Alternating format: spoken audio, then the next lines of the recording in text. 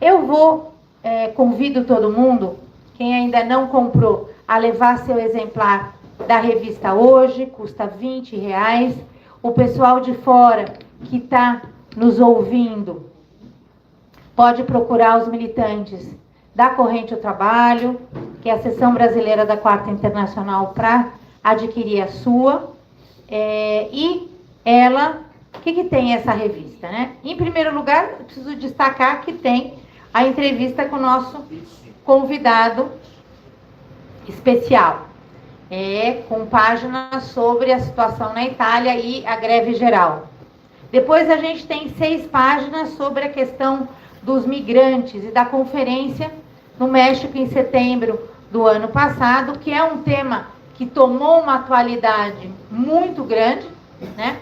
E que eu conto aqui, além de mim mesma e do Sokol, que tivemos no México em setembro do mês passado, tem no plenário vários companheiros que estiveram lá conosco na delegação, como o companheiro deputado Rui Falcão, do PT de São Paulo, a companheira Sumara, do Comitê Nacional do DAP, o companheiro Fabiano, diretor do Sindicep, que é o Sindicato dos Trabalhadores em Empresas Públicas aqui de São Paulo. Então, e que nós estamos preparando. E do Paulo Riela está aqui? Não estava. Não, o Paulo Riela não está aqui, deve estar na Bahia ainda, deve vir, espero.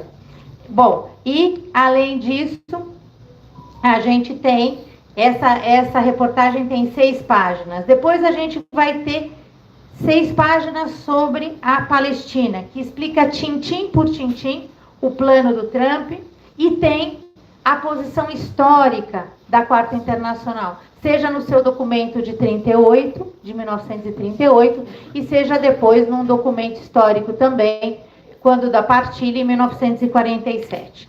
Né? E, por fim, tem 2 páginas sobre a vitória do Mandame nos Estados Unidos, e essa é a revista. Tem outras matérias, vocês vão ver, então não saiam daqui sem comprar a sua. Vocês que estão fora, por favor, encomendem a sua revista com os militantes da Corrente ao Trabalho, e a gente vai dar início. Eu vou dar 10 minutos para o Marcos Sokol, pelo Secretariado Internacional da Quarta Internacional.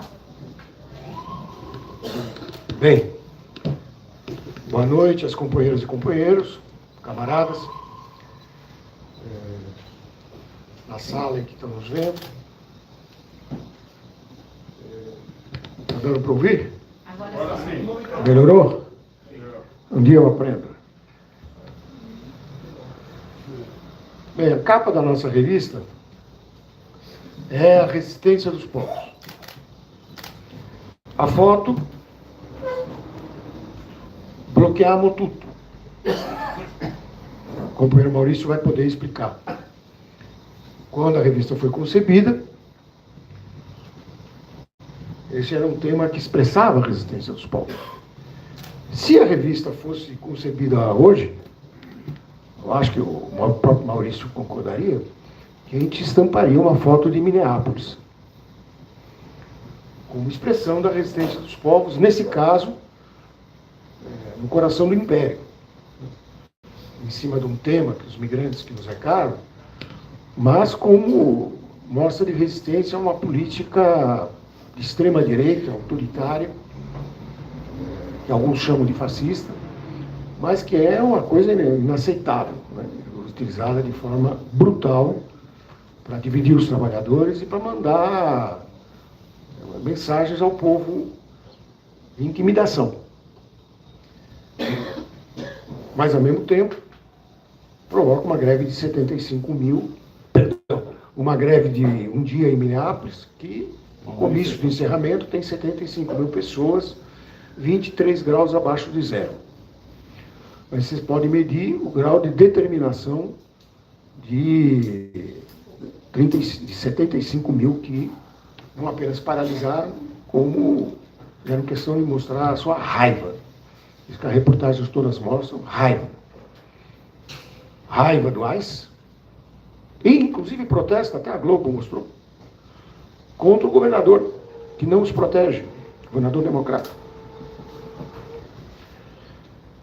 E quando eles querem é abolir o AIS. Essa é a palavra de ordem que cresce hoje. Não é só fora AIS, que era no começo. Essa é uma palavra de ordem que o DSA, os Socialistas Democráticos da América, levantaram lá atrás, não só eles, que é a abolição do AIS. É a palavra de ordem de ruptura. Bem, esses assassinatos, os dois, da René Guto e do Alex Prete, foram dias depois da agressão militar, o ato de guerra, contra a Venezuela. Não são coisas desarticuladas, não é a mesma coisa, mas se a gente entender que com aquela agressão e com o sequestro do presidente eleito, se a gente entender que isso é uma mensagem para o mundo, de até onde o imperialismo está disposto a ir para ter o que ele chama um lugar proeminente, no caso das Américas, está escrito, acesso irrestrito aos chamados suplementos críticos, acabar com a imigração de massa e combater o narcoterrorismo, que são os itens que ele elenca na nova doutrina de segurança nacional. Então a gente vê que eles não medirão esforços se hoje tem uma ofensiva desse tipo. Na Venezuela, ninguém sabe o que não possa passar no Oriente Médio, talvez na Groenlândia, enfim. Tudo para recuperar um lugar que a decadência inevitável do imperialismo já lhes tirou, o que não significa que eles estejam desarmados. Ao contrário. E isso vai confrontar todos os governos. Todos os governos. Mesmo governos aliados do Trump e outros governos que, na falta de outro nome, aqui na América Latina, a gente chama de governos progressistas. Eles estão sendo confrontados. Do fato desse confronto, que existe aqui, existe na Europa, existe na Ásia, existe na África, como as massas não aceitam os golpes, dessa contradição, você lança uma luz, ilumina a natureza dos obstáculos que existem.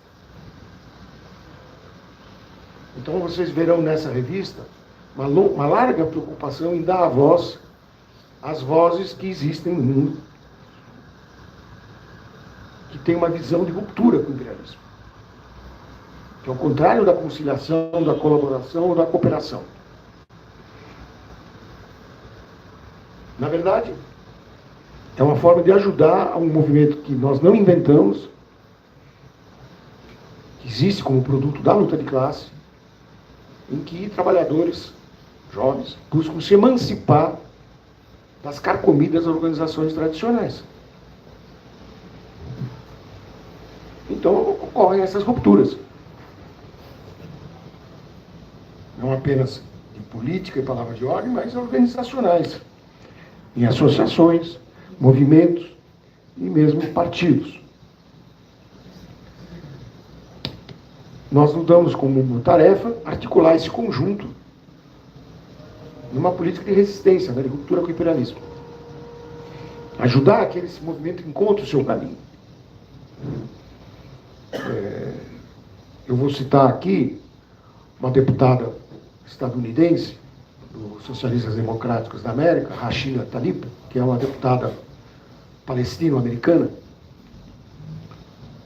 que fez uma formulação muito boa, que em face do que nós estamos vendo,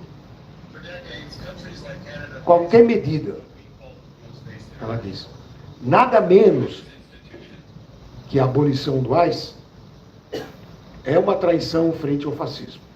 São palavras dela.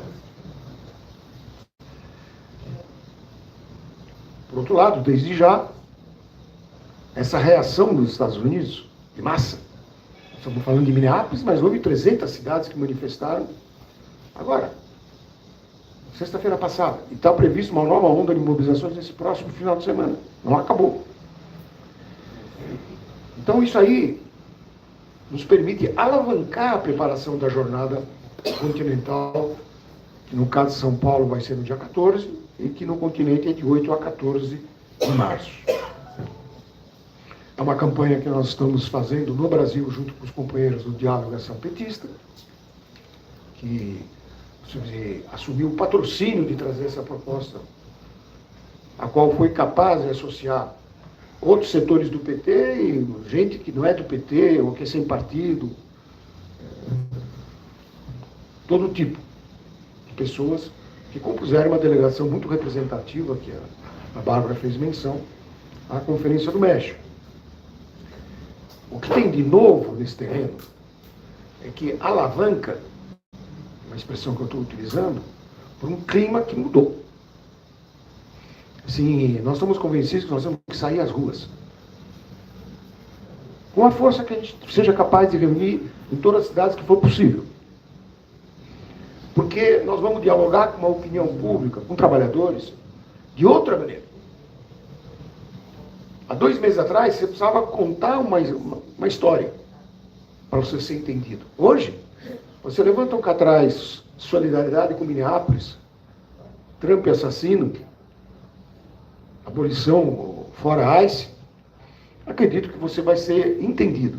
E como a moral do Trump já estava muito ruim, então as pessoas vão ver uma possibilidade de ter uma ação concreta contra o imperialismo, em defesa de um direito imanente ao homem, que é um ser que migra desde que desceu das árvores, entre aspas, a versão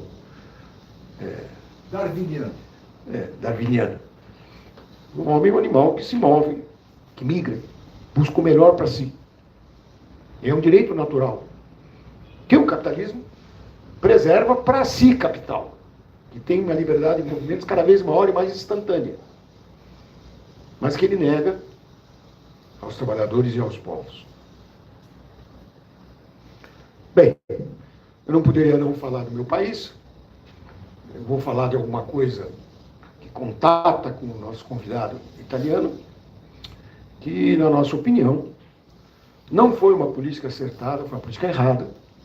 O Lula assinar, mais que assinar, comandar movimento para assinar esse tratado União Europeia-Mercosul, que no momento atual está judicializado, como a gente diz, mas que nós não sabemos em que pé vai ficar. Esperemos que sejamos capazes de reunir mais forças para bloquear. Existem organizações no Brasil que têm posição contrária ao acordo com o Mercosul, organizações camponesas, MST e outras, mas mobilização mesmo, para valer, nós vimos na Europa. Você vê que a Europa não vai ser beneficiada por esse acordo. O Brasil vai ser prejudicado. Mas na Europa vão ser beneficiados grandes industriais, grandes fortunas, não os trabalhadores do campo, não os pequenos proprietários. Esses foram os que contestaram essa medida. Então esse é um aspecto das contradições que nós temos na nossa frente. Por outro lado, nossa orientação geral é se apoiar no que nós temos para avançar. Então nós vamos se apoiar na realidade da campanha 6x1 que o governo assumiu, né, do fim da jornada 6x1, para anexar ou levantar junto uma pauta popular, de hoje até as eleições, e não apenas. Colocar em questão a reforma da Previdência, colocar em questão a reforma trabalhista, lutar pela tarifa zero, enfim, coisas que têm apelo, que são necessárias, e que a gente sabe que no quadro desse Congresso Nacional, e eu não posso não falar desse Supremo Tribunal Federal, dificilmente se realizariam no seu conjunto. Eu arriscaria dizer que não se realizariam no seu conjunto. Portanto, concluo aqui, se me permite a última frase, esse ano nós temos que lutar nada menos do que por uma reforma política que alimente um debate e um movimento para que uma Assembleia Constituinte soberana adote as medidas que o povo espera. E que nenhuma caneta isolada, sem o povo atrás, pode garantir. Então vamos fazer a campanha esse ponto de apoio. Bom, agradeço. Não me avisaram do tempo, mas eu acho que eu fiquei dentro do tempo. Não, estourou o tempo. Estourou o tempo.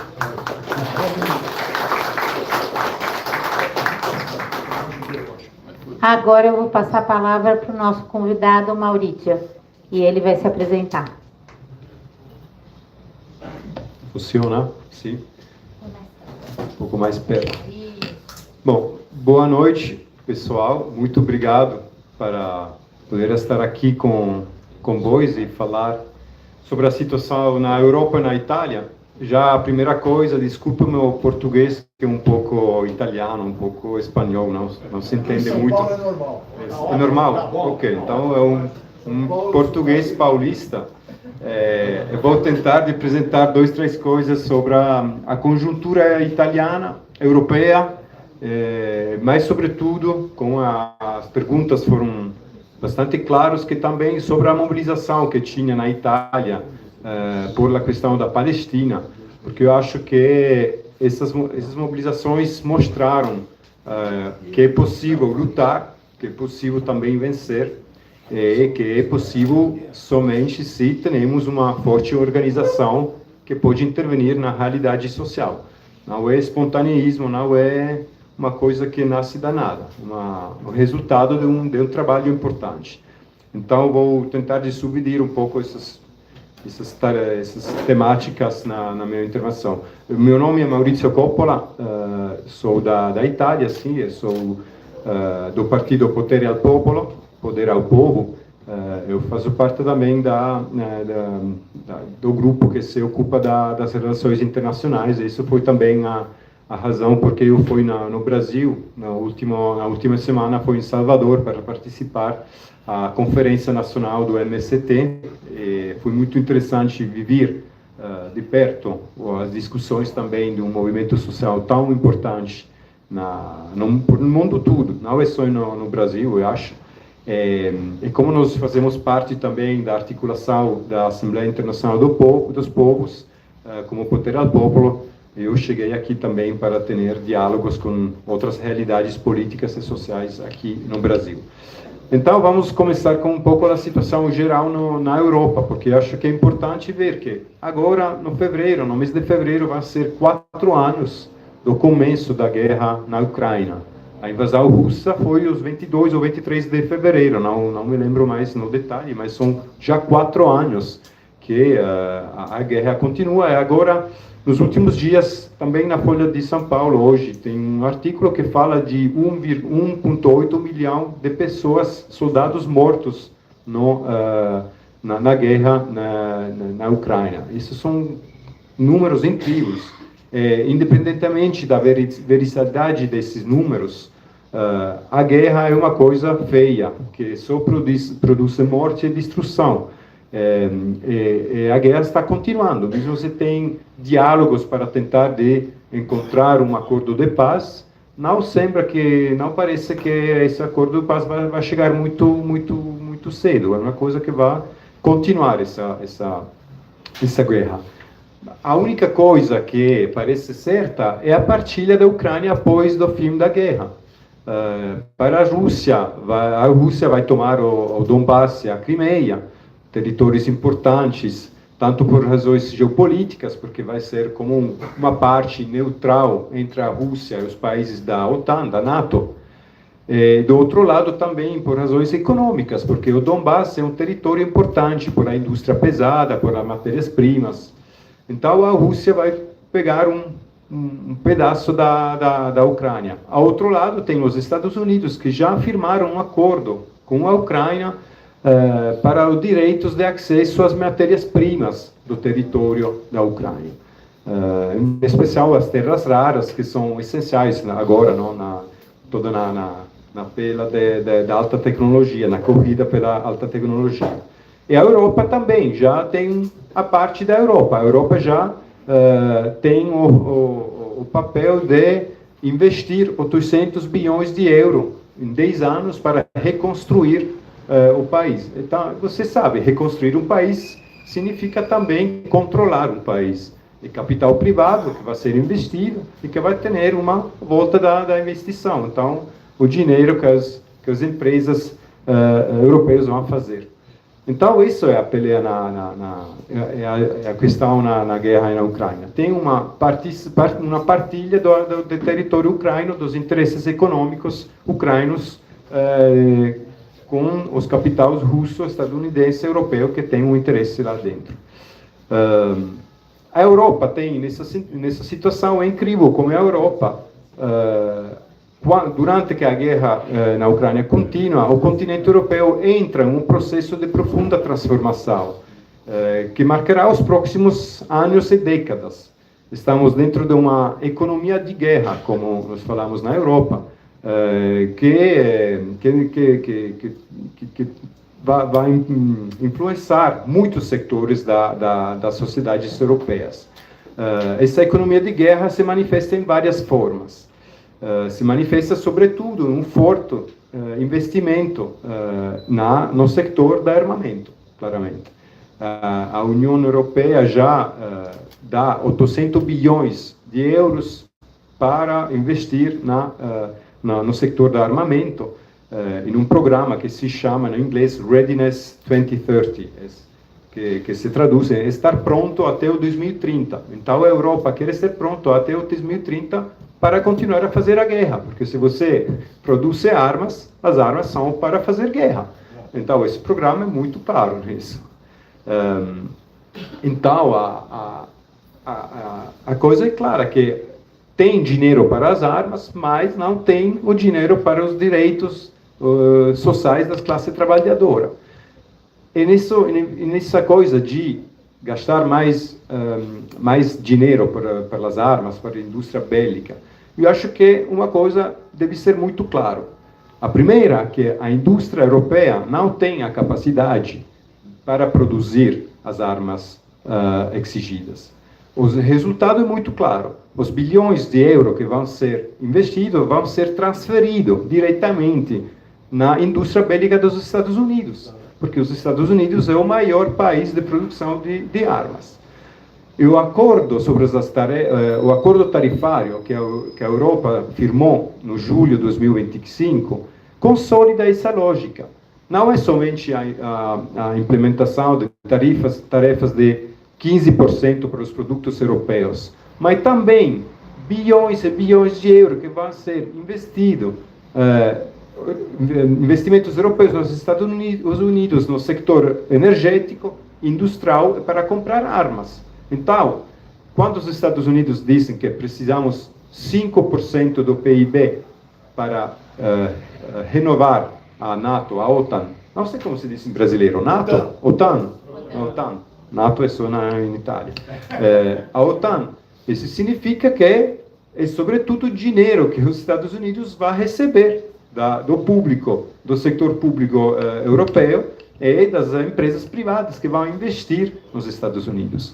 Então, essa é a primeira coisa. A segunda coisa é que investir em armamentos não gera desenvolvimento real. Estudos mostram que cada euro gastado na indústria militar tem um impacto mínimo sobre o emprego e o crescimento econômico. Mas esse é o argumento principal da burguesia europeia. Fala, nós precisamos sair da crise econômica que nós vivimos e, por fazer isso, precisamos investir no setor do armamento, porque a Rússia está já está invadindo a Europa. Esse é o argumento. Então, um argumento de criar medo em frente da população europeia, porque tem a Rússia que vai invadir, que não é verdade, e outro lado é investir no setor do armamento. Seria muito mais lógico, também uma ideia capitalística, fortalecer a economia e criar trabalho digno, investindo na saúde, na educação, nos serviços públicos que hoje estão devastados pela política de austeridade que domina na Europa. Então, essa política que enfrentamos na Europa não é somente uma política que é conduzida para partidos de direita. É uma política que em todos os partidos, de centro-esquerda até o centro-direita, até a extrema-direita, está fazendo. E tem também uma contradição mesmo, que os partidos um pouco mais de direita, como a AfD na Alemanha, o Orbán na Hungria, eles mesmos querem separar-se da dominação dos Estados Unidos e querem fazer de novo um troco, um negócio com a Rússia, porque a Rússia é fundamental para a economia europeia. O gás barato que a economia europeia recebia durante as décadas anteriores foi fundamental para o desenvolvimento econômico da Europa. Agora, com a guerra na Ucrânia, os Estados Unidos separou a Europa do gás russo e agora está comprando um gás líquido dos Estados Unidos que custa 5 vezes mais. Então, o gasto, a gasolina, cresceu muito o preço por o trabalhador que precisa do carro para ir trabalhar. Essas são as contradições que mesmo um sector da direita está criticando. Então, é um pedaço da burguesia europeia, sobretudo da Alemanha, que está compreendendo que a crise que a Alemanha está vivendo é também por essa crise energética, e que por isso precisamos de novo fazer negócio com a Rússia e a China. Mas a coisa mais louca para mim é que a esquerda também a esquerda de tradição social-democrata, está tentando de rearmar a Europa, com uma ideia de criar uma independência dos Estados Unidos, mas fortalecendo um exército europeu. Mas o problema é que temos uma crise econômica, temos a austeridade, temos como uma fragmentação política do continente, que não é possível essa perspectiva. Então, todas as opções políticas que temos na Europa, dominante atualmente, não querem romper como modelo de desenvolvimento capitalista, e nenhuma responde às necessidades das classes populares na Europa. E o grande desafio das forças políticas da esquerda é justamente reconstruir um campo político popular capaz de criar uma correlação de forças que rompa com as políticas de austeridade e com uma vassalagem em relação ao imperialismo norte-americano, encontrando novos caminhos de desenvolvimento políticos e econômicos. Essa hoje é a grande questão por uma esquerda revolucionária na Europa. Então, se falamos um pouco também do acordo Mercosul, porque eu acho que é importante, porque entra nessa lógica. A economia da guerra é sim investir mais na indústria do armamento, mas ao mesmo tempo é também fazer uma guerra social contra a classe trabalhadora nos países, atacando o salário, atacando direitos sociais e tudo isso, mas também limitar a possibilidade democrática de decidir. Nenhuma pessoa, nenhum trabalhador na Europa decidiu que precisamos investir mais no setor do armamento, na indústria bélica. Foram decisões tomadas no Parlamento Europeu, na Comissão Europeia, nos governos, com decretos, nem passando através do Parlamento e tal. Tem uma limitação do direito democrático, da situação democrática nos países na Europa. Eu acho que também o acordo da União Europeia com o Mercosul é exatamente isso. Podemos fazer uma análise muito aprofundada, não vai fazer isso, porque sabemos que vai ser o agronegócio que vai ser fortalecendo, os pequenos produtores não vão ter direito, não vão ter possibilidade de produzir e ter preços compatíveis na concorrência do mercado europeu, claramente. E o problema é que a Europa vai atrair toda a matéria-primas, a alimentação na Europa e vai vender os produtos industriais na economia do Mercosul. Então, é uma clássica forma neocolonial de acordo comercial. Mas temos também não somente uma desigualdade entre os países do Sul e a Europa, mas também dentro dos países, claramente, tem desigualdades que vão ser aprofundizadas. No Brasil, falamos antes, pode ser que o pequeno produtor não tem a oportunidade de produzir com o mesmo preço os produtos, mas também na Europa. Se você tem alimentos que vão chegar na Europa produzidos mais baratos do Brasil, das economias do Mercosul, claramente o produtor europeu também vai ter a concorrência com esses produtos. E isso cria toda uma destruição de pequenos produtores e pequenas economias para fortalecer o agronegócio. Mas a questão do procedimento democrático é muito interessante, porque praticamente os governos europeus abriram um caminho para uma possível aplicação provisória do acordo, mesmo se não é decidido no Parlamento Europeu. Isso significaria que o tratado seria já aplicado antes mesmo de ser formalmente aprovado pelo Parlamento Europeu, apesar de o Parlamento ter aceitado, nos últimos dias, uma resolução solicitando à Corte de Justiça da União Europeia que examinasse a questionável legalidade do tratado. Então, tem um tratado que não passa no Parlamento, tem um tratado que precisa ser evaluado dentro da Corte da Justiça da União Europeia, e os governos dizem, vamos aplicar o tratado. Isso é a democracia hoje na Europa. Eu acho que o acordo do Mercosul é muito emblemático para essa situação.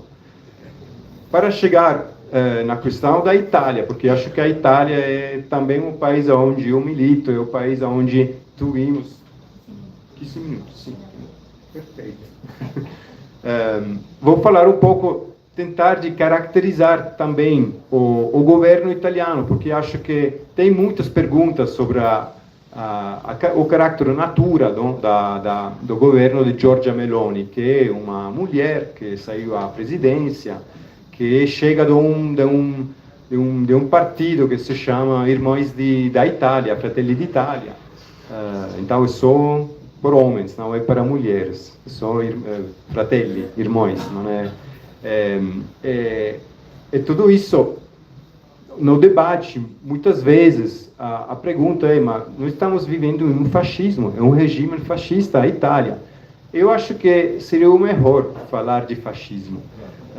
Porque, claro, a história nunca se repete, sempre tem diferenças. Claro, podemos dizer que o governo italiano, o partido de Giorgia Meloni, chega da uma tradição neofascista, porque é a consequência, a continuidade do movimento social italiano, que foi o partido que depois da final da Segunda Guerra Mundial foi fundado para os fascistas que viveram tranquilamente no país, né? A Itália tem um problema de fascismo que continua a existir também depois da Segunda Guerra Mundial, sempre tinha o fascismo presente dentro do Estado, na sociedade, mas claramente com a toma de poder agora de Giorgia Meloni, as coisas cambiam. A base social do melonismo, como você tem o lulismo, nós temos o melonismo. São pequenas e médias empresas, não é o grande capital. São comerciantes, profissionais liberais, trabalhadores autônomos, muitos dos quais são chegados ricos por meio da evasão fiscal, ou da obtenção de concessões públicas, de trabalho público e tudo isso. Então, tem todo um grupo social de média, pequena empresa, que é a base social que votou para Giorgia Meloni.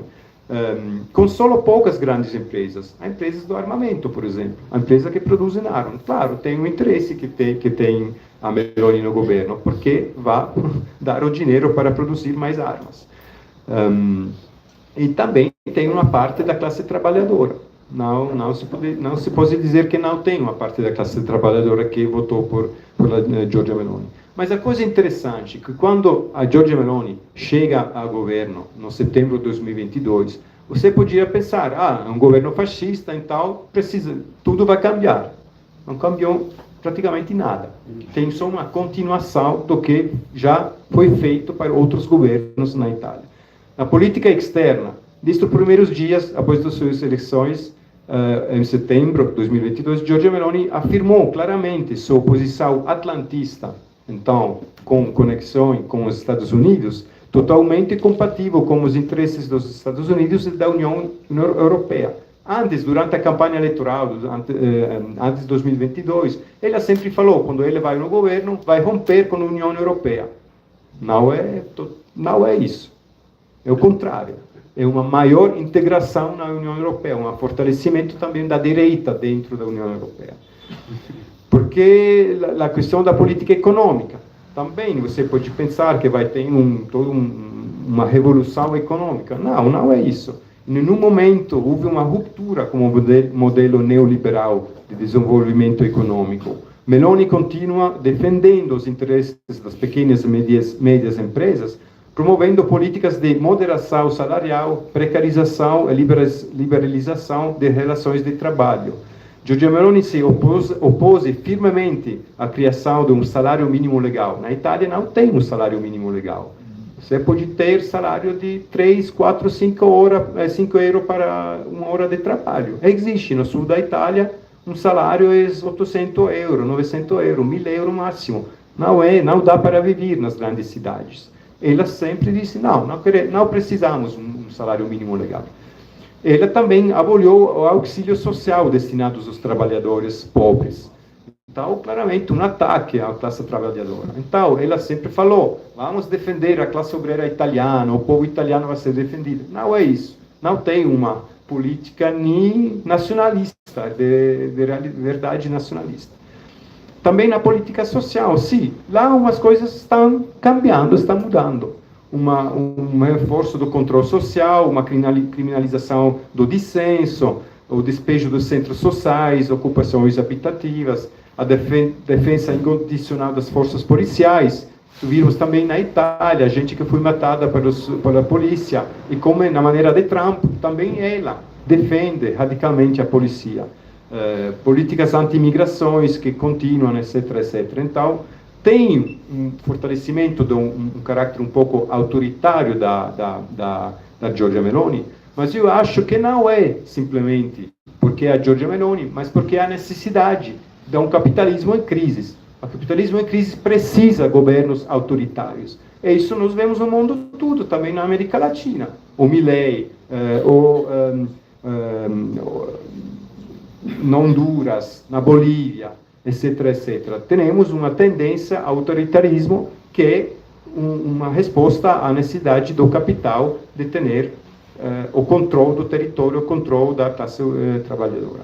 Então, para concluir nesse ponto, eu acho que a Giorgia Meloni não governa como um programa de ruptura radical, mas sim de continuidade em relação aos governos anteriores, tanto do centro-direita quanto do centro-esquerda. Isso também é importante. O território foi preparado por os governos do centro-esquerda. A maior reforma laboral foi feita pelo Partido Democrata, 2016.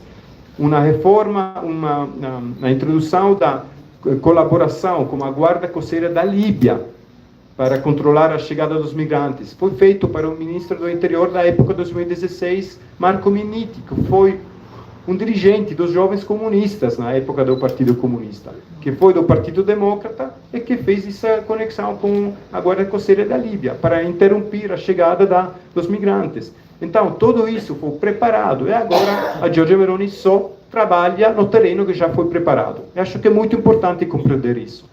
O progressismo, o centro-esquerda, se não tem uma política de ruptura, vai preparar só o terreno por uma direita que pode ser mais agressiva, mais antilaboral, etc, etc.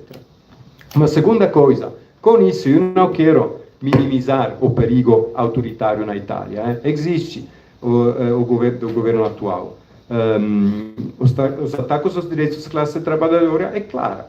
Mas a coisa importante é que nós precisamos entender, compreender bem no detalhe a natureza a natura do governo, porque senão vamos reaccionar. O nosso projeto político não pode só construir-se sobre slogan. Deve ser uma análise concreta da situação concreta. E hoje nós vimos que no centro-esquerda não tem isso. Tem, de um lado, uma diabolização da Giorgia Meloni. Tudo é fascismo. Tudo o que ele faz é fascismo. Então você só pode fazer uma luta antifascista normalmente, que pode ser também armada, mas eles não fazem, então não é isso. Do outro lado tem um antifascismo, mas que só sobre o terreno eleitoral. O centro-esquerda diz, todos juntos, vamos fazer agora uma campanha eleitoral contra a direita, Isso é a posição do centro-esquerda. Nós pensamos que o antifascismo se construi na cotidianidade, no lugar do trabalho, no social, nas universidades. Deve ser esse o trabalho de construção de alternativas que pode ser realizado como um projeto político de ruptura alternativo ao que temos. E com isso eu quero chegar nos últimos 5 minutos também nas questões do ciclo de luta na Itália, porque você viu, em setembro e outubro de 2025, sobre a questão da Palestina, na solidariedade com a Palestina, o movimento sindical, mas não só, se mobilizou com 2 dias de greves gerais, o 22 de setembro e 3 de outubro, e o 4 de outubro, mesmo uma manifestação nacional em Roma, com mais de 1 milhão de pessoas. Por que essa coisa foi possível na Itália?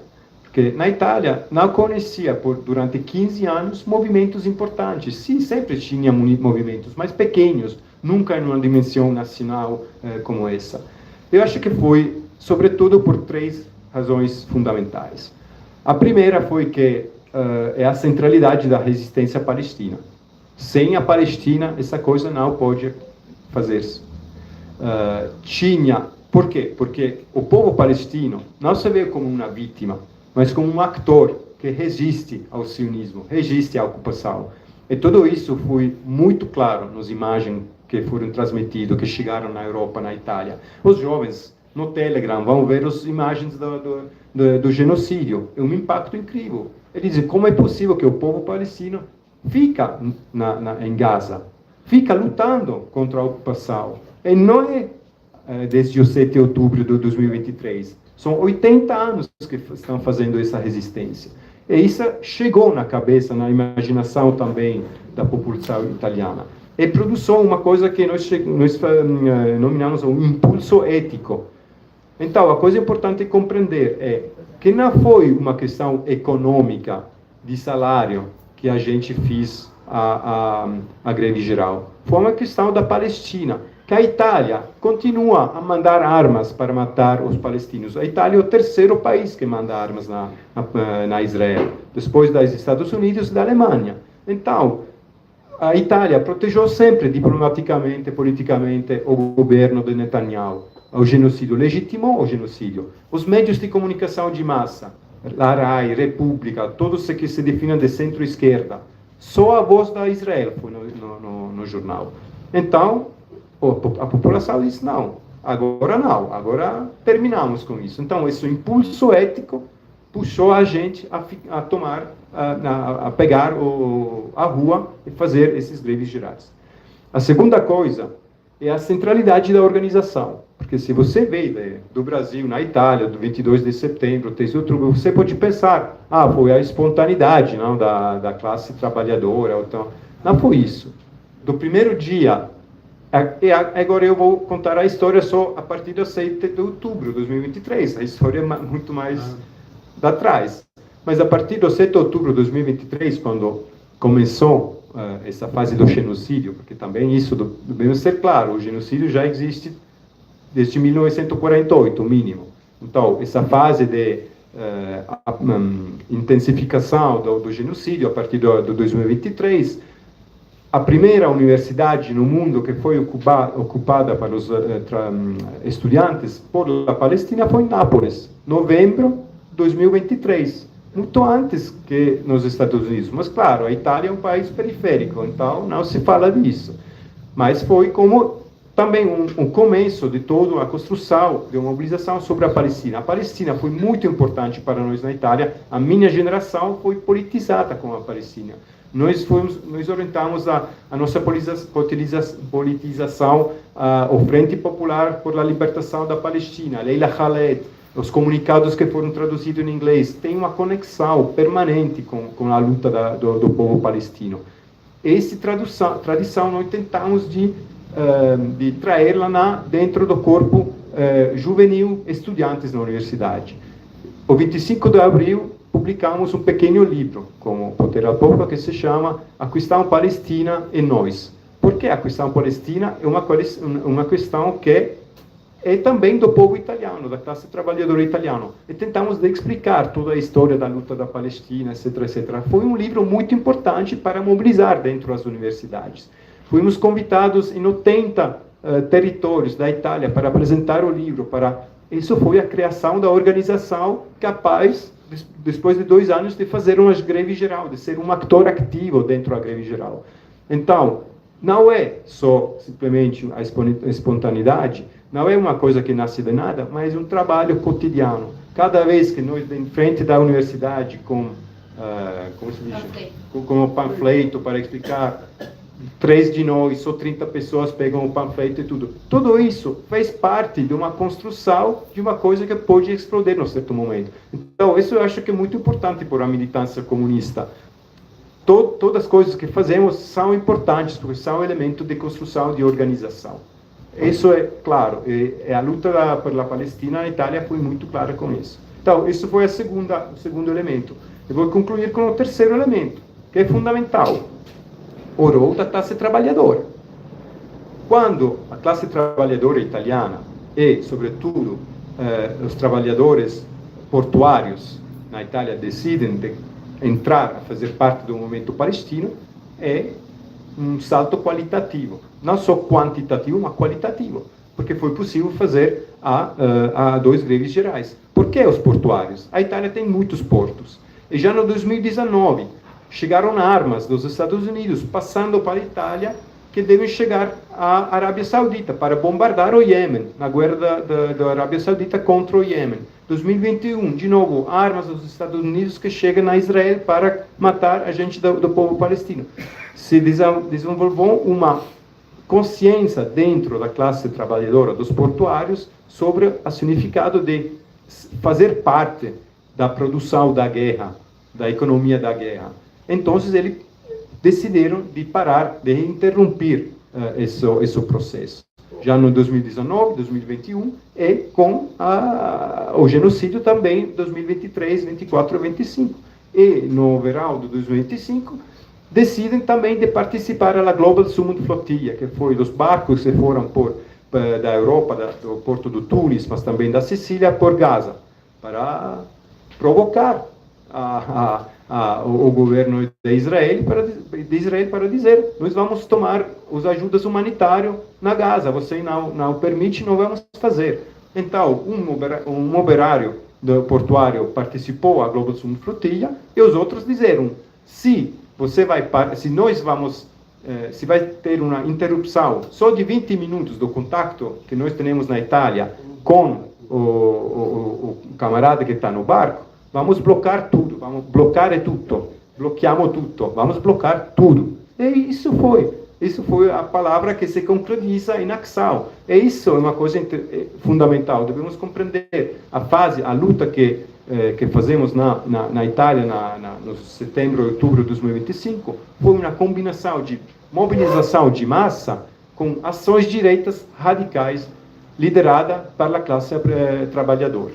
Esse foi o salto qualitativo para nós na Itália. Então, eu acho que vou fechar com isso. São 32 minutos. Obrigado.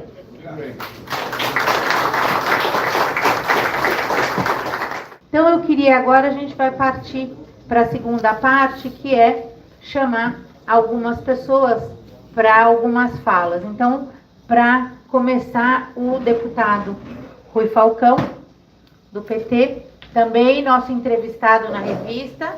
Por favor, comprem a revista, tem a entrevista dele. Eu não vou dar nenhum spoiler, mas... Boa. É de pé ou sentado? De pé. Você quer sentar? Se você quiser sentar... Eu deveria ter direito a sentar. Então, ele tem direito a sentar. Vamos pegar uma cadeira. Tá bom, hein? Então tá bom. Quanto tempo eu tenho? 7. Aquele ampliado. Isso, ampliado. Bom, boa noite a todos, a todas. Agradecer aqui o convite.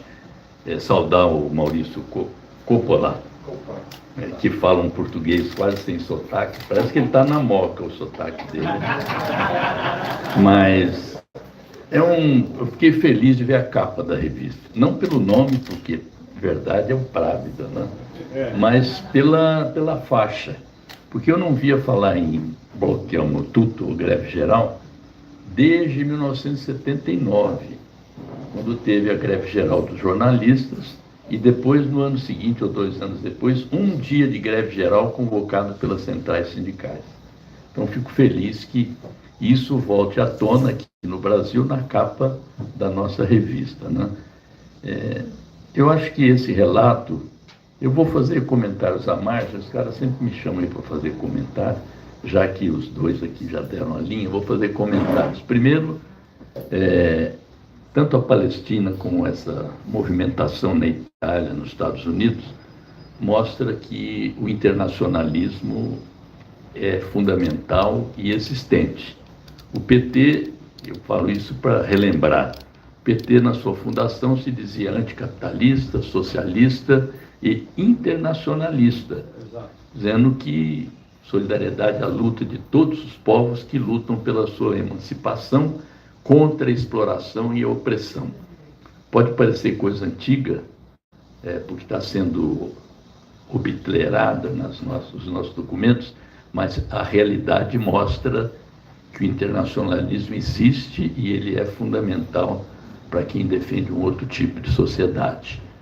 A outra questão, a partir aqui do tarifaço, voltou à ordem do dia, primeiro na mídia, depois nos nossos documentos, a existência do imperialismo. O imperialismo existe.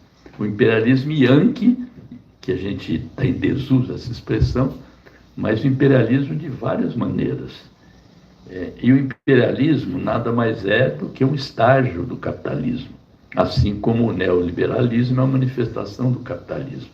Isso faz a gente lembrar que a luta de transformação, nós dissemos na campanha do Lula que a nossa campanha era união, reconstrução e transformação. O título era muito grande, não cabia. A transformação, como faz os jornalistas, corta no pé, corta a última. Mas a transformação significa ter poder, disputar a eleição, mobilizar o povo para construir uma outra sociedade.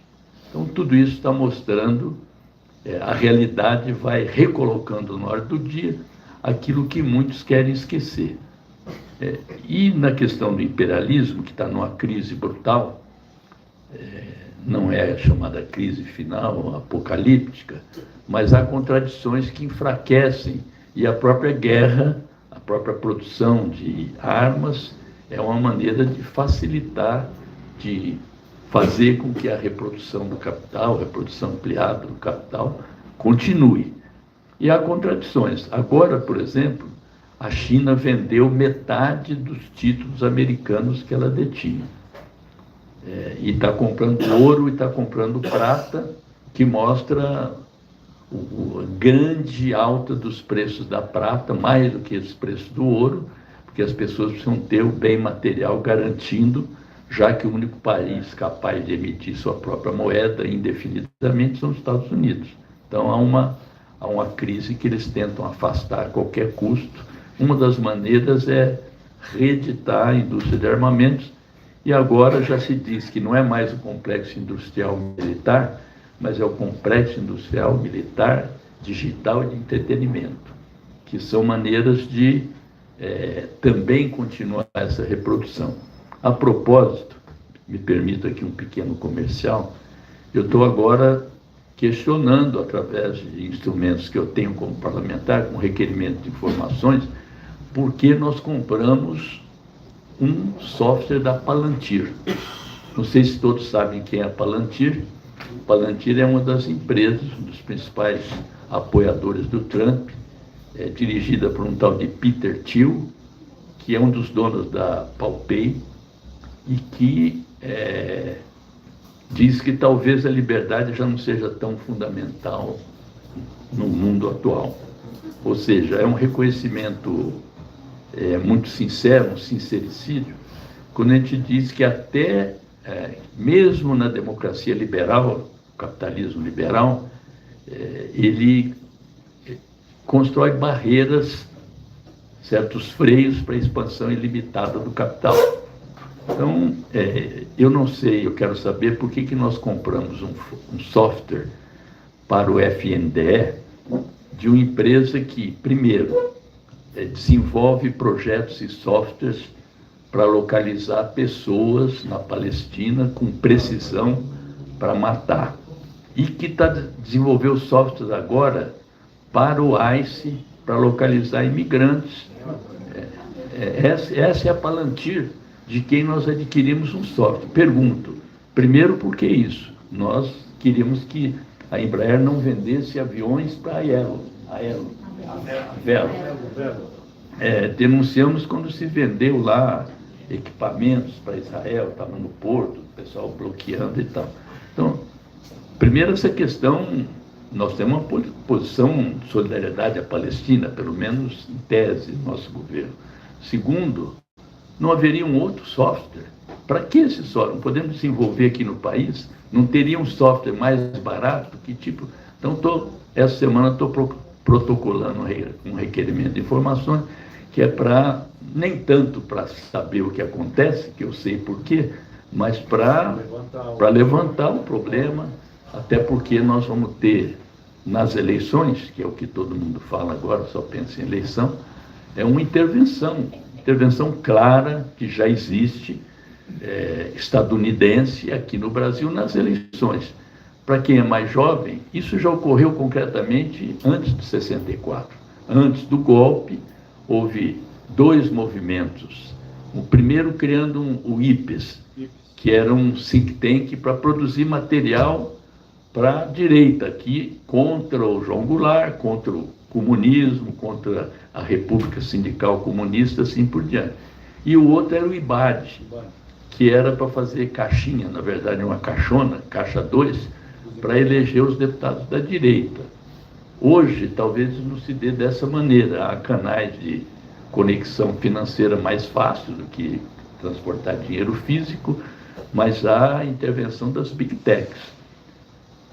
Já me chama a atenção que quem vai dirigir as eleições, o ministro Cássio Nunes Marques, já disse que é preciso tomar cuidado em retirar posts da internet, porque isso pode violar a liberdade de expressão. Já é um sinal de que as coisas podem correr soltas, para além das fake news, a inteligência artificial que produz tudo que vocês conhecem, né? Então, faço essas observações aqui para saudar essa iniciativa, o Maurício trazer todo esse quadro da Europa para nós. Sobre a questão da União Europeia e Mercosul, a Índia acaba de fazer um grande acordo comercial e aqui havia um diplomata nosso, foi ministro, que tempos atrás dizia o seguinte: já nos livramos da ALCA, não vamos entrar agora nesse negócio do Mercosul. Mas como os diplomatas mudam muito de opinião, tem até uma lembrança do Talleyrand, que dizia o seguinte: quando um diplomata diz sim, quando o diplomata diz sim, é talvez. Quando ele diz talvez, é não. Quando ele diz não, diplomata ele não é. Então essas questões aqui, eu quero dizer que nós temos que continuar na luta aqui no país por essas reivindicações, a questão do fim da escala 6x1, porque hoje o tempo passa a ser um direito cada vez mais. Então, salário decente, todos os direitos trabalhistas que nós perdemos aqui com a reforma trabalhista, não a precarização, regulamentação do trabalho dos trabalhadores por aplicativos, mas o tempo passa a ser um direito muito importante para tudo. E manifesto minhas dúvidas aqui com relação à tarifa zero, tenho direito de fazer, para uma discussão mais profunda. Sobre essa questão ainda da União Europeia, quero também tomar cuidado com uma coisa aqui. A rejeição ao tarifaço e a defesa da soberania nacional justa deu um protagonismo muito importante para o nosso presidente, Lula, que rejeitou todas as propostas. Não, telefona para o Trump logo, precisa ceder e tal, mas isso passou a ser uma bandeira da defesa do multilateralismo e da valorização do Brasil nesse cenário.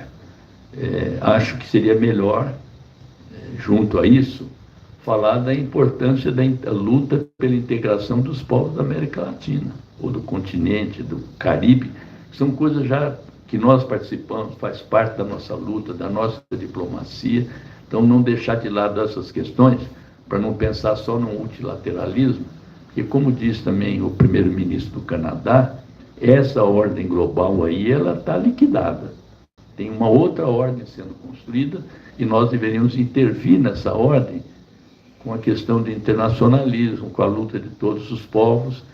E essas manifestações nos Estados Unidos, e agora mais propriamente na Itália, com a participação direta da classe trabalhadora, mostra também que, por mais que mude a classe trabalhadora, hoje aqui no Rio, nova classe trabalhadora, ela continua a existir, porque enquanto tiver opressão, exploração e o capitalismo, haverá uma outra classe, outras classes se opondo a ele, porque as classes mudam, se diferenciam, mas a luta de classes continua, e se a gente quer mudar o mundo e mudar o Brasil, não podemos esquecer da luta de classes. E que lado nós temos.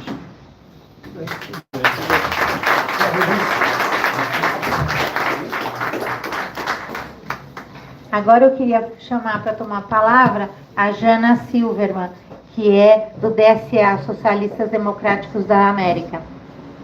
Muito bem. Representou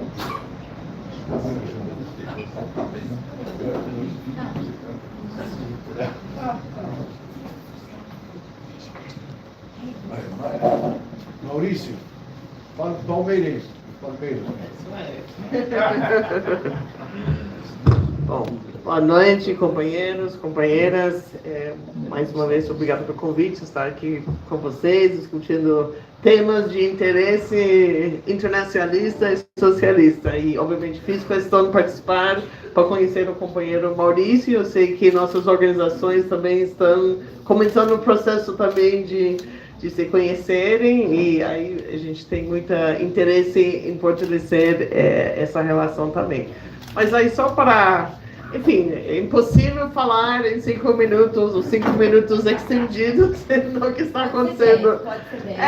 Mesmo assim, né? Mas eu não vou abusar. Mas eu acho, enfim, foi muito interessante também, obviamente, tentar organizar essa fala em cima também do que foi apresentado ao companheiro italiano, porque eu acho que as realidades, primeiro, não são tão distintas, né? Estamos os dois encarando governos de cunha neofascista que estão fazendo, que sempre usam o tema da xenofobia para, digamos, estimular sua base, para manter, digamos, suas popularidade política. E o que estamos vendo hoje em dia é que nos Estados Unidos chegou um ponto de inflexão. Mas já para ir um pouco atrás, eu diria que a gente tem uma frase do escritor Charles Dickens que fala que it was the best of times, it was the worst of times. Eram os melhores dos tempos, os piores dos tempos. E eu acho que realmente, como socialistas nos Estados Unidos, estamos vivenciando um momento bem assim. Ou seja, só para pensar nesse mês, que parece que já foi 10 anos, aí acordando, dia 1º de janeiro, tivemos a posse do primeiro socialista, jovem, muçulmano, filho de imigrante, ele mesmo, como prefeito da maior cidade do país, Nova York, o nosso companheiro Zoran Mamdani, que foi um grande triunfo que ainda estamos processando e aprendendo sobre governabilidade, sobre construir coalizões, mas foi muito importante que no discurso de posse, ele se autodeclarou, de novo, como socialista democrático, se reconheceu o papel do DSA no processo eleitoral e como, digamos, como pilar fundamental do seu governo, e a partir daí ele também já começou a nomear pessoas como parte do gabinete, pessoas chaves que são, digamos, dirigentes também do DSA para implementar o programa de governo em que ele foi eleito, que foi tarifa zero, que foi a redução dos preços de aluguel para os mais de 60% dos neo-iorquinos que vivem de aluguel, e criar ampliar um sistema de creche público para todas as famílias trabalhadoras. E ele já está avançando nos 3 pautas. Então, nesse sentido, é um mil maravilhas. Mas o que aconteceu? Literalmente 2 dias depois, 3 de janeiro, aí todo mundo de férias, eu acordo, telefone, aí já voltamos o que a gente chama também em inglês do gunboat diplomacy, ou seja, diplomacia de corsário de guerra. Ou seja, aquele ataque cirúrgico usando a tecnologia do Palantir e outras empresas da Vale Silícia para sequestrar ilegalmente o presidente Maduro, a primeira combatente, a Cecília Flores, qual foi a nossa resposta, né? Tipo, obviamente, a resposta da América Latina, o que vimos foi fragmentada, né? Que não tinha a força que deveria ter tido, como reflexo também das divergências em torno do reconhecimento ou não das eleições na Venezuela ou no anterior. Também tem a questão do medo mesmo, ou seja, a América Latina acabou de perder 3 eleições, ou seja, a esquerda da América Latina acabou de perder 3 eleições super importantes, que foi a Argentina, a nível do Congresso, foi o Chile, e talvez o mais grave de tudo foi Honduras. Não por necessariamente a importância geopolítica de Honduras, mas do jeito que a ingerência norte-americana aconteceu naquela eleição. Então, e no tema dos Estados Unidos, nós, como DSA, eu tenho muito orgulho que conseguimos mobilizar nossa organização. No mesmo dia, já dialogamos com a equipe de Zohan, porque sabemos que o presidente Maduro ia ser transferido para uma cárcel em Nova York. Já preparamos, digamos, outros pontos para que nossos companheiros com cargo eleito poderiam ter uma mensagem, digamos, padronizada sobre nossa resposta. Já estávamos no debate, o Congresso, porque outra coisa que faz que esse ataque seja tão, digamos, atroz, tão inaceitável, foi que é um ato de guerra e não foi autorizado pelo Congresso americano. Então, nós mobilizamos para promover o que ele chama de War Powers Amendment, ou seja, uma autorização por parte do Congresso, e que basicamente ia frear novas tentativas do Trump para o uso de força militar na região ou em qualquer outra região do mundo, realmente. E só conseguimos, em um dia, 24 horas, mobilizar para mais de 11 mil de nossos filiados fizessem ligações ou mandar e-mails para nossos representantes no Senado falando a favor desse War Powers Act. Infelizmente, o Partido Democrata sempre nos traicionou. Tinha 2 que votaram contra e perdemos a votação. Mas foi uma mobilização importante. Também no sábado, depois do sequestro, acho que foi dia 7 e 8, conseguimos organizar manifestações em mais de 40 cidades em defesa da soberania latino-americana e chamando por a liberdade do presidente Maduro. E em meio de tudo isso, aí temos esse grande estouro que é a atuação do ICE, né, no nosso país. O que a guerra fora está se espelhando agora na guerra dentro do país. E não é exagero. Todo mundo está falando do assassinato do René Good e acho que se chama David Priti, que foi os cidadãos americanos. Mas vamos lembrar também que mais uma dúzia de imigrantes também foram assassinados no mundo ICE, sem contar as pessoas que estão morrendo por falta de atenção médica dentro dos centros de detenção. Estamos falando, hoje em dia, de mais de 60 mil imigrantes nos centros de detenção que estão sendo, em grande maioria, administrados por empresas privadas com ânimo de lucro. E desses 60 mil, mais de 70% não tem antecedente criminal nenhum. Seu único crime é ser imigrante sem visto vigente. E aí, agora saiu os dados sobre as tendências da migração nos Estados Unidos nesse último ano. Foi mais de 600 mil imigrantes deportados por Trump o ano passado. Ou seja, o Biden deportou muita gente, Obama também, mas isso já superou a conta e muito. E temos algo em torno de 1,5 milhão de imigrantes que se autodeportaram em medo de ser, digamos, sugado nesse sistema muito horrorífico do ICE, né? Então, só para já ir concluindo, mas é importante da migração. Né? Eu primeiro é importante reconhecer o papel do DAP, do trabalho, levar esse debate sobre migrantes para aqui para o Brasil, participar, foi muito importante para nós também a participação da Conferência Continental sobre migrantes na Cidade do México. Mas estamos falando, ou seja, hoje em dia, temos mais de 52 milhões de imigrantes nos Estados Unidos. Se não estou mal, eu acho que essa é quase a população da Itália. Então, é muita gente. Ou seja, o país não funciona sem trabalhadores migrantes.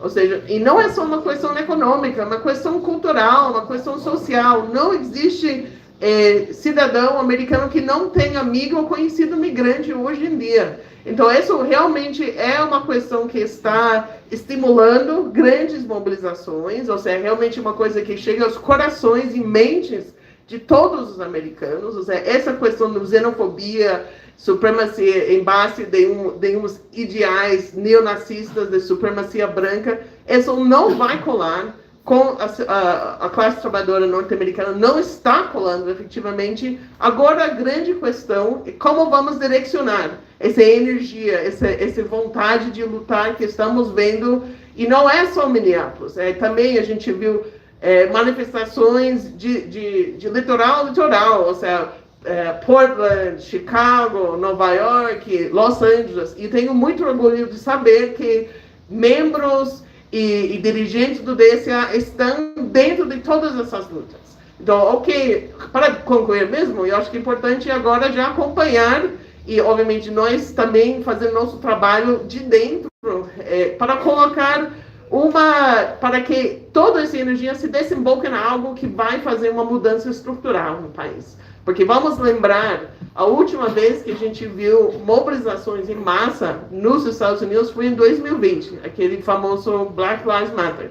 E isso deu em quem? Deu na eleição do Biden. Ou seja, obviamente melhor Biden do que Trump, mas não solucionou nenhum problema estruturante no país. Então aí os demócratas já estão apontando nesse caminho, falando, pode protestar, vamos fazer talvez um projeto de lei para que os policiais do ICE não podem andar mascarados, mas uns retoques no problema. Mas você não vai derrotar o fascismo com retoques, através do projeto de lei. Então aí não vai derrotar o fascismo esperando até novembro para as eleições do Congresso. Então nós vamos seguir nas ruas, vai ser muito importante a gente trabalhar juntos. Solidariedade, internacionalismo, o socialismo só se constrói com esses dois conceitos. Muito obrigado.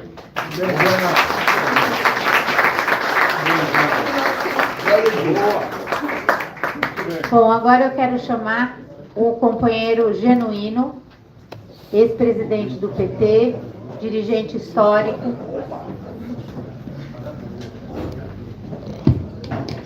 Bem, boa noite, companheiros e companheiras. Eu quero, em primeiro lugar, destacar aqui a importância deste encontro nosso aqui. Eu falei para o Sokol que, quando eu recebi a convocatória, eu me mobilizei porque tinha um chamamento, viu, Maurício, que não é comum nas várias correntes do nosso partido, que era para discutir uma perspectiva transformadora, radical e de ruptura dentro de uma política de esquerda. Então eu me senti muito à vontade de estar aqui. E também destacar o meu apreço, a minha consideração pela corrente do trabalho que colocou na agenda nossa aqui do país o debate sobre a questão do internacionalismo, tocando no ponto central, que é a questão dos imigrantes. E olha bem como essa questão está evoluindo para uma campanha de massa, uma campanha política. E eu tive no sábado, numa live que a Babi articulou com o coletivo de Boston. Eu fiquei impactado, pessoal. Olha, os relatos que eles fizeram sobre o clima entre eles, o medo do medo, da perseguição. Perseguição assim, de ir no supermercado, perseguição de ir na farmácia, perseguição de se encontrar no bar. E me chamou a atenção no nosso debate lá, que eles começaram a discutir as eleições aqui no Brasil. E apelaram, até uma companheira de maneira dramática, que a gente fizesse tudo para que o Lula continuasse governando o país, porque com o Trump, se ganhar a extrema-direita aqui, é a barbárie, é o caos para eles. Quer dizer, veja bem a situação desses brasileiros. Foi em Boston, um coletivo muito interessante que eu queria relatar sobre a importância, porque tem um problema, um drama humano, pessoal. Humano. Isso que a imprensa está divulgando, eu ouvi de pessoas falando com a gente. E pessoas que se emocionavam. Teve uma companheira lá que chorou quando falou com a gente. Né? Assim, eu até me lembrei que quando eu estava preso na Papuda, um preso antigo que estava lá há muito tempo, insistia para que eu saísse da cadeia com o Zé Disseu para eleger a Dilma. E eu dizia, por que você está tão interessado, né, da gente sair da cadeia para eleger a Dilma? Aí ele disse, eu vou ser franco com vocês, eu estou ferrado aqui, não sei quando eu vou sair, mas sábado que vem eu vou mostrar, eu vou apresentar a vocês a minha filha, que é médica, graças à Universidade do Lula, e vocês têm que garantir que o Lula seja reeleito. Eu me lembrei disso conversando com aquelas companheiras e aqueles companheiros. O drama humano, pessoal, é o humanismo na veia. É uma questão de sobrevivência. Portanto, eu acho que essa luta, a bandeira de migrar é um direito, não é crime, é uma coisa muito importante. Eu queria destacar a importância que o trabalho colocou esse debate. E nós estamos numa encruzilhada, viu, pessoal? No Brasil, na América Latina e no mundo. Numa encruzilhada em que eles, através da força da violência, da guerra, da cooptação e do medo, eles querem impor a coação e a dominação. E há um segmento, viu? Eu gostei da tua colocação, Maurício. Há um segmento da esquerda que aceita a domesticação, que aceita o bom mocismo, que baixa a cabeça. Então, quando a gente procura aqui se articular, neste evento aqui, numa perspectiva rupturista, transformadora, anticapitalista, anti-imperialista, porque se nós colocarmos os 3 eixos principais da luta que nós estamos travando aqui, que vão se radicalizar na eleição, a luta pela independência nacional e contra o imperialismo, a luta pela democratização, mas não é a democratização nos marcos da democracia liberal, porque a democracia liberal está falida, perdeu a funcionalidade.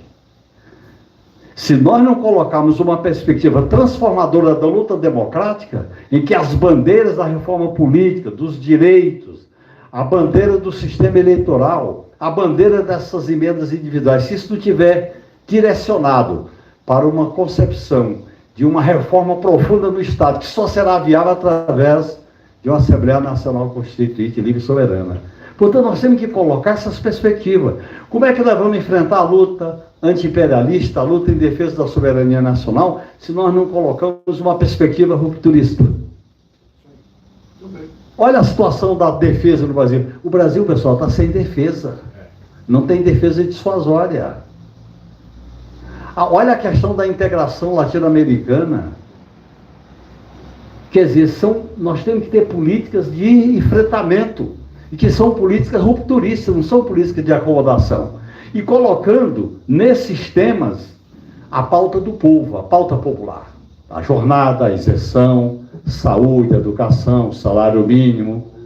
Toda essa pauta que diz respeito aos direitos do povo, aos direitos populares, se nós não colarmos esses 3 grandes eixos numa perspectiva para enfrentar o neoliberalismo, questionar o capitalismo, como uma esquerda que não tem medo de assumir que é revolucionária, uma esquerda que não tem medo de usar as palavras corretas, uma esquerda que ousa disputar corações e mentes para uma perspectiva, pessoal. Nós vamos para uma disputa política que, se a gente achar que vai ganhar apresentando relatórios sociais, relatórios políticos, prestação de conta, se a gente não disputar uma perspectiva otimista de futuro, de emulação, de sublimação, de entusiasmo, de esperança, de utopia, pessoal, uma parte da população, principalmente a juventude, não vai votar. E esse é um dilema. Então, viu, Maurício, essa tua presença aqui é muito simbólica, porque nós estamos discutindo com um país, com uma esquerda que viveu o dilema do que significou para o mundo a domesticação de um partido de esquerda, né? E nós não podemos aceitar esse dilema aqui. Quer dizer, o Lula é uma liderança que está despertando muitos bons sentimentos, porque, olha, pessoal, a barra está muito pesada na América Latina. Então, qual é o caminho nosso? É apostar no povo, na luta do povo, é apostar nas mobilizações, é apostar nas ruas. Nós temos que sair dessa acomodação defensiva de que não é possível, não é possível. Eu acho que está na hora da gente cantar aquela música do Chico, né? O sonhar o sonho impossível. Porque se nós não formos atrevidos, ousados, eu acho que nós vamos enfrentar uma situação muito difícil. Mas porque nós não temos outro caminho, pessoal. Aceitar a domesticação, aceitar o defensismo, baixar a cabeça, nós não vamos ganhar, porque a crise impede o sistema de fazer concessões. O sistema não está afim de fazer concessões. O sistema não está afim de fazer um estado do bem-estar social como a Europa viveu, porque não tem condições de ficar da crise.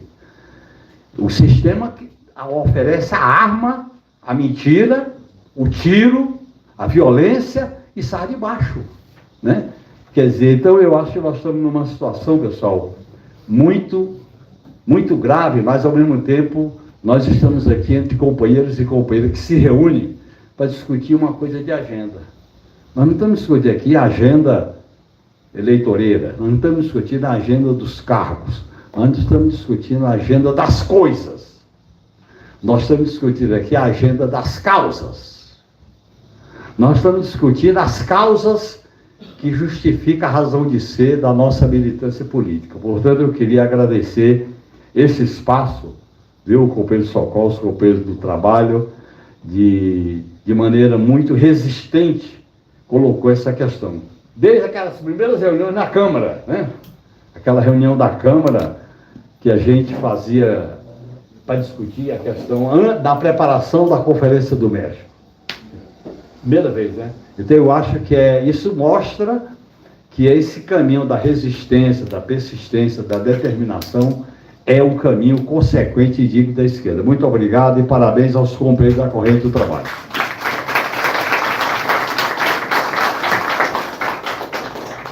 Bom, e agora eu queria chamar o nosso último orador, o Flecha, que é da coordenação municipal do Diálogo e Ação Petista aqui da capital.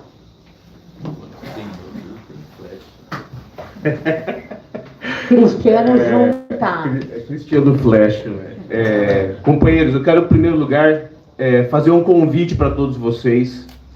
Nós estamos fazendo um debate aqui hoje, mas é um debate para a gente se engajar. No dia 5 de fevereiro, semana que vem, lá no sindicato do companheiro que está aí, o Alexandre Linares, o sindicato dos jornalistas, nós vamos fazer a reunião do Comitê Paulista de Organização da Jornada Continental. Migrar é um direito, não é um delito, em defesa da soberania nacional. Então, estamos aguardando, um movimento que nós estamos fazendo aqui com os companheiros que foram delegados, né? A Babi chamou a primeira reunião, vários companheiros aqui foram na conferência e nós precisamos organizar essa manifestação em São Paulo, tá? No dia 14 de março, tá? Nós tivemos uma discussão importante já esse ano para dar o pontapé nos trabalhos, não tivemos férias, né, Ulita? Já no começo do ano já saímos fazendo uma reunião para buscar os sindicatos, para buscar as organizações, entidades, né, de imigrantes. Vários companheiros migrantes participam da reunião da África, do Haiti, e é realmente um tema que ficou atualíssimo com as mobilizações nos Estados Unidos. Nós vimos agora, essa semana, que a Giana colocou aqui tão bem. Então é a hora, certamente, da gente ir, não só ficar numa sala fechada, fazer um debate ou mais uma audiência pública, mas a gente ir para a rua mesmo. Esse que é o espírito do comitê. Nós estamos preparando um panfleto, né, Patrícia? Que está providência da tradução do panfleto para outras línguas, para espanhol, inclusive para os imigrantes poderem ler, né, na sua língua a convocatória.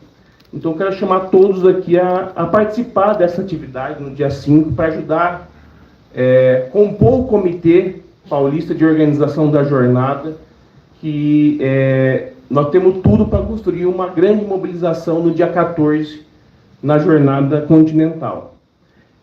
Eu queria fazer antes da gente começar a atividade, estava falando com o Maurício ali antes, e dizer que a gente acompanhou aqui no Brasil com esperança, né, como vocês conseguiram fazer 2 greves gerais, né, na Itália, e a partir dos sindicatos de base, estava contando. Eu acho que isso foi fantástico, né, contra uma resistência, inclusive, da CGL, que é da Central Sindical, mas conseguiram impor isso. E eu queria que você falasse um pouco, você comentou com a gente ali, que você faz parte do Comitê de Organização da Conferência contra a Guerra, né, que se realizou. A gente viu você também discursando em Paris, né, e que vai fazer uma nova atividade em junho. E como é que você vê esse movimento de ruptura na Europa e dessas organizações, desses movimentos, e como é que é a perspectiva que vocês estão trabalhando para essa conferência contra a guerra em Londres agora, né? 20 de junho, irmão. Julho.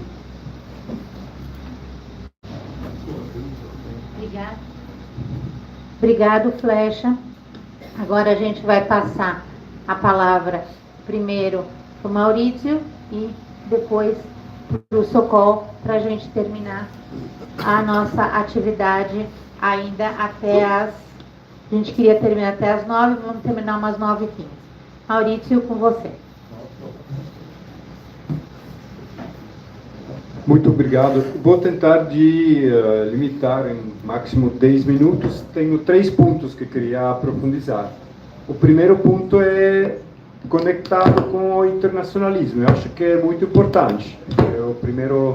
A primeira intervenção, que foi o comento, que eu acho que todo o projeto de político de esquerda real de ruptura deve ser internacionalista. Isso é claro.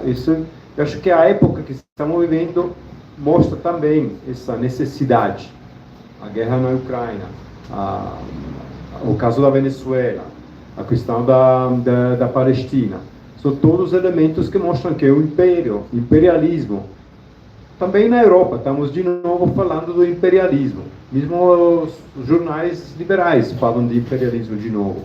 Mas precisamos compreender que o imperialismo não é simplesmente um enfrentamento entre os poderes, grandes poderes, é um estado do capitalismo, uma coisa que todos os países, todas as economias capitalistas estão enfrentadas com a questão do imperialismo, a questão da exportação do capital, a questão de ocupar território para... Eu acho que todo também um acordo do Mercosul, precisamos ver nesta maneira, em que maneira hoje o capital tenta de ocupar território, de tomar as coisas dos territórios na igualdade entre sul e norte, etc, etc. Então, nós na Europa, como Poder ao Popolo, também decidimos de juntar-nos na dinâmica que foi lançada por os companheiros da França, que publicam La Vérité, no jornal da Verdade, essa coalição que se chama Contra a Guerra, que começou já mais ou menos três anos atrás, com uma primeira conferência em Paris, que já juntou 2.000 pessoas onde já com o começo da guerra na Ucrânia, sentimos uma necessidade de não ficar só no próprio país para lutar contra a própria burguesia, para lutar contra a militarização do nosso país, mas ter uma rede que pode desenvolver uma análise comum, uma maneira de ação comum, sem tentar de reemplaçar internacionais. Não queremos ser uma nova organização a nível internacional. A ideia não é isso. A ideia não é de lançar novos momentos de mobilização, etc. Já tem muitas estruturas internacionais, já tem muitas datas de mobilização. A ideia é simplesmente de dialogar sobre a necessidade de lutar contra o militarismo, que a guerra é uma fase que não é simplesmente uma coisa de, como se fala em português, que não entra na lógica do capitalismo. É fundamental para o capitalismo fazer guerra. É por isso que a luta contra a guerra deve ser uma luta anticapitalista, antiimperialista e, sobretudo, socialista. Então, o espaço que foi construído, graças ao trabalho dos companheiros na França, mas que foi elargizado, no 5 de outubro de 2025, chegou a uma segunda conferência em Paris, com mais ou menos 4.000 pessoas que participaram, com delegados de muitos países, dos Estados Unidos, Colding, DSA, do Reino Unido, o novo partido de Corbyn, nós de Poder al Popolo, la France Insoumise em França, Podemos na Espanha, com muitas pessoas da Europa, mas tentando também de fazer uma articulação a nível internacional. E agora, o próximo encontro vai ser o 20 de junho, em Londres, porque também os movimentos de Londres, do Reino Unido, são muito involucrados nesse processo. Stop the War, que é o maior movimento social por la paz no Reino Unido, foi a organização que construiu toda a mobilização contra a guerra em Iraque, contra a guerra em Afeganistão. Então, precisamos retomar a tradição da luta por la paz conectada com a luta pelo socialismo. Isso, para mim, esse espaço é isso. O internacionalismo deve ser isso, uma luta por la paz, uma luta contra a militarização, mas sempre com uma ideia que sem justiça social não vai ter paz. Quando não tem a justiça social, não vai ter paz. Então, o espaço internacionalista de contra a guerra é um pouco isso. E nós, como Poder al Popolo, participamos. Tenho dois outros pontos que queria responder um pouco às coisas que foram comentadas. A questão dos migrantes. Estou totalmente de acordo que é uma questão fundamental hoje, mas já há muito tempo que na Europa também mobilizamos sobre a questão dos migrantes. Nós na Itália temos uma intervenção doble sobre os migrantes. Claramente, temos mais ou menos 5,5 milhões de imigrantes na Itália. Então, pessoas que chegam da Europa, mas sobretudo do continente africano, do Meio Oriente, etc. São pessoas que trabalham nos piores trabalhos, mais precários, mais explorados, etc. Então, para nós é importante que quando fazemos o trabalho com eles, que é sobretudo um trabalho, no primeiro lugar, de ajuda legal para chegar a ter o documento. Porque o sistema europeu criminaliza a migração, então eles chegam na Itália e a primeira coisa que precisam fazer é trabalhar. Não tem a possibilidade de receber o documento. E você sabe, se você trabalha sem ter um documento, você está... Na italiano se diz com as espadas ao muro. Você não tem possibilidade de reaccionar. Você precisa aceitar o pago que o chefe propõe. Você precisa aceitar 12, 13, 14 horas de trabalho por dia. Se você tem documento, já é diferente, porque você não é mais ilegal. Você pode já pelear, lutar por ter melhor trabalho, melhor salário. Então, para nós, a perspectiva que precisamos tomar é sempre: o migrante não é um sujeito à parte, um sujeito social à parte. É parte da classe trabalhadora. Se nós não compreendemos isso, nunca podemos fazer uma convergência entre a classe trabalhadora italiana e a classe trabalhadora migrante. Essa conjuntura, essa convergência é fundamental per la luta di classe na Itália, na Europa e no mundo todo. O segundo intervento que fazemos sobre a questão dos migrantes é que a Itália sim tem 5,5 imigrantes que chegaram na Itália, mas também 6,5 milhões de italianos que saíram da Itália. Cada ano, mais ou menos 100 mil italianos deixam a Itália. Siamo tutti oriundi. Siamo tutti oriundi, esattamente. Isso é uma coisa muito importante, que não é oriundi só porque antes da Primeira Guerra Mundial, depois da Segunda Guerra Mundial, a gente foi para outros países. Também hoje, no meio do capitalismo central da Itália, a gente deixa a Itália. 100 mil italianos cada ano deixam a Itália. E isso vai fazer o quê? É a realidade. A sociedade italiana está decrescendo com o número. Então, temos problemas econômicos também, uma crise demográfica muito importante, setores econômicos que precisamos de força de trabalho, que não pode ser coberta com os migrantes que chegam de outros países, questões da qualificação, questões de educação, etc, etc. Então, nós tentamos também de organizar os italianos que estão fora da Itália. Temos muitas pessoas na França, em Bruxelas e na Bélgica. Também temos companheiros na Argentina, italianos, que são parte de Potere al Popolo. Então, esse também é um processo que tentamos de fazer. Tentar de responder o desafio que tem os italianos que só têm trabalho precário na Itália, que devem sair da Itália para encontrar uma oportunidade econômica, organizar a gente que está fora da Itália. É um grande desafio, mas teremos uma boa dinâmica. Então, a questão da migração para nós é como um jogo duplo, não? Os migrantes que chegam e os italianos que se transformam em imigrantes. Eu mesmo tenho uma história de imigrantes. Meus pais foram por na Suíça trabalhar. Então, eu nasci na Suíça. Sou também eu um migrante. Melhor, mas mais ou menos, é? A fábrica na Suíça é mais ou menos melhor. O terceiro comento que quero fazer, e concluo com isso, é sobre o desafio da esquerda, que deve ser a esquerda, de ruptura, tudo isso. Eu acho que isso foi o grande problema da esquerda na Europa, mas também na América Latina. Na América Latina, a esquerda progressista é uma esquerda conservadora, porque defende a democracia liberal, defende o status quo. É a ultradireita, que chegou a tomar poder, se apresentou como uma força política de transformação. E se nós perdemos essa perspectiva de transformação, é por isso que tem uma crise também identitária, uma crise de teoria política, de consciência teórica, que precisamos retomar essa tarefa.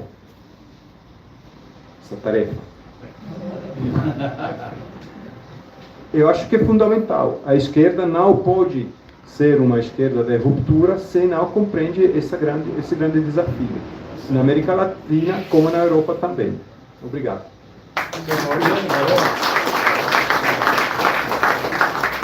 Bravo.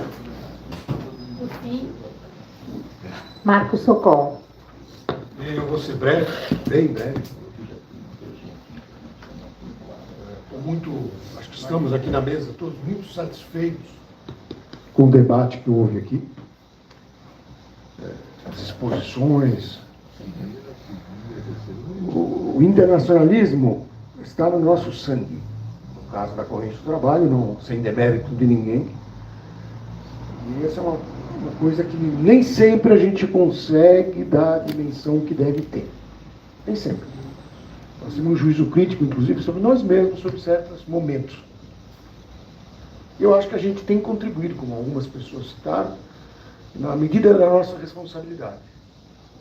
Na última fase, vamos assim dizer. E isso nos deixa muito satisfeito. Agora, acompanhe meu raciocínio. Como que a gente vai articular, como nós queremos, setores que não são da Quarta Nacional, mas que a gente precisa articular para ter um resultado efetivo na luta? Como que a gente vai articular isso se não for pelo livre debate? Então, aqui foram expressas ideias, a discussão vai continuar, como continua entre as organizações que estiveram na Conferência Europeia, como continua entre os grupos militantes que estiveram no México, não assim, sem nenhum critério. Senão também é um pântano. O Maurício falou bem que tem muitas internacionais de todo tipo. Das minúsculas, às enormes e pantanosas. Então, nós temos um critério bem claro que é da ruptura. Uma política de ruptura com o imperialismo, com as organizações, ou estados, ou governos que eles sejam subordinados. Levando em conta a natureza dos obstáculos, como eu disse, são iluminados pelo que vai acontecendo. A fala do Maurício, que eu agradeço particularmente, eu quero destacar essa coisa do pequeno trabalho de dia a dia, que lá na frente vai dar um resultado gigante. Não nasce gigante. Você vai cevando, construindo. E às vezes você é até surpreendido. Às vezes não, às vezes você vai na medida. Hoje, em termos práticos, no nosso continente, nós temos, sei lá, 45, 50 dias para construir a jornada. Com o desenvolvimento extraordinário da situação nos Estados Unidos. Então, se eu posso ligar a experiência do trabalho dia a dia para conseguir grandes resultados com os acontecimentos atuais nos Estados Unidos, eu chamo todos que estão aqui, os que estão nos ouvindo, a se engajarem 2 vezes mais. Por exemplo, Salvador vai ter uma manifestação na porta do consulado dos Estados Unidos. Assim como em São Paulo já foi referido, vai ser no Teatro Municipal, na escadaria. Então, o diálogo com o povo é a hora que a gente tem para se expressar sobre uma linha de ruptura. Então, não é um negócio intramuros, é um negócio que você pode agrupar pessoas para irem com você, ter um resultado e lá na frente um resultado ainda maior. Então, eu termino, assim, brevemente, fazendo um agradecimento especial e dando um presente para o Maurício, então, que a câmera me acompanhe, por favor. É um cartaz. Peraí. Vai.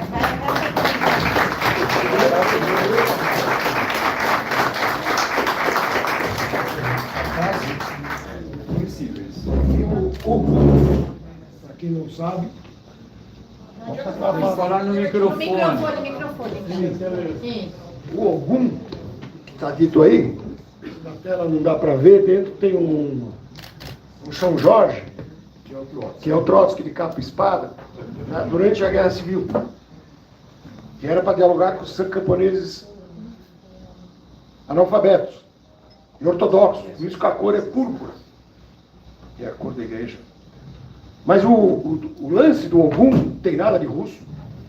O lance do Ogum é que nos anos 30 os trotskistas, face da repressão, se referiam ao Trotsky nos textos, nas cartas, como Ogum, porque ele tinha sido comandante do Exército Vermelho. Então é uma maneira de driblar a censura, e a gente resolveu então utilizar essa imagem que já tinha sido usada, mas chapando o Ogum grande em cima, que é uma forma também de se comunicar com o povo brasileiro, mais amplamente. E o Ogum é das religiões Então, Yorubá. Yorubá, especificamente Yorubá. E já me explicaram que no Nordeste não é Ogum, é outro nome. Mas no resto do Brasil, sem nenhum colonialismo, é Ogum. Então, muito obrigado aos nordestinos e brasileiros, em geral. E eu achei que o Socorro ia tocar quando ele falou do Ogum, mas esse ano a Corrente do Trabalho no Brasil, seção da 4ª Internacional, começa a comemorar os seus 50 anos. Então, é muito para nós, essa imagem aqui é uma imagem de luta e é uma imagem que eu espero que inspire jovens e sindicalistas e militantes do movimento de imigrantes a se juntar conosco na reunião dia 5 para organizar a jornada. E eu queria chamar Viva aos 50 anos da organização da Corrente do Trabalho no Brasil, que organizou essa atividade e que edita essa revista no Brasil. Viva!